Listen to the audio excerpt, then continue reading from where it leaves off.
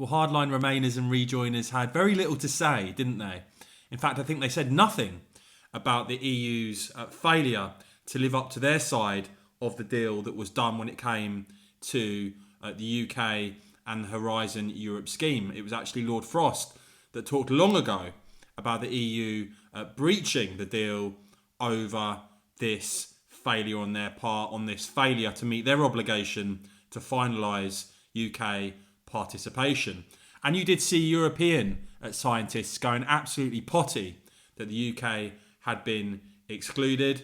But of course it was all politics, and the UK moved on, looking to replace Horizon Europe with a 14.6 billion Pioneer programme that was described as a bold, ambitious alternative. The blueprint for Pioneer, this science programme, was going to be a long-term, bold prospectus programme to support research and innovation in the UK. However, instead, Rishi Sunak's government have decided to rejoin the EU's science scheme with what they're describing as a bespoke deal. After being excluded for the last 3 years, Rishi Sunak saying, "We have worked with our EU partners to make sure this is the right deal for the UK, unlocking unparalleled research opportunities, and also," he says, "the right deal for British taxpayers." Now, on the EU's release of this announcement, they've made it absolutely clear that the UK will be required to contribute financially to the EU budget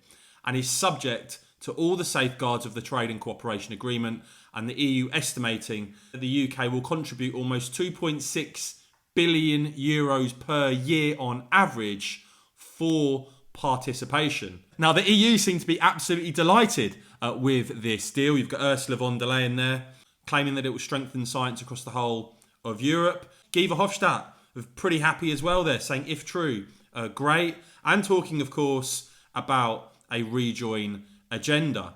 Others not very happy about this at all. You've got Christopher Howarth there saying bad news, low quality fund, wrong priorities, and a means for the EU to control the UK. Aaron Banks there saying we pay in billions and some EU bureaucrat decides where the cash goes. Doesn't take a genius to work out this will be a bad deal for the UK. We should fund our own scheme and ensure the cash goes to UK projects. The economist Julian Jessup there saying need more details, but 2 initial thoughts on rejoining, saying this is second best to developing our own Pioneer programme. It'd have been better to do our own thing, but it appears the UK has negotiated a better deal than it had as an EU member. But if that turns out not to be true, he'll be livid. David Campbell-Bannerman, they're also pointing out that the EU needs us more than the UK needs them, and that the Pioneer programme would have been better. And of course, the Lib Dems very much welcoming this move from the Conservative government, now calling for extended cooperation to other schemes as well. There you have it, the Conservative government, Rishi Sunak's government, rejoining this EU science scheme. Let me know what you make of that in the comments below, guys. I will keep bringing you all the latest on this and more, of course. So please do whack this video a quick thumbs up. And of course, as ever, cheers for watching.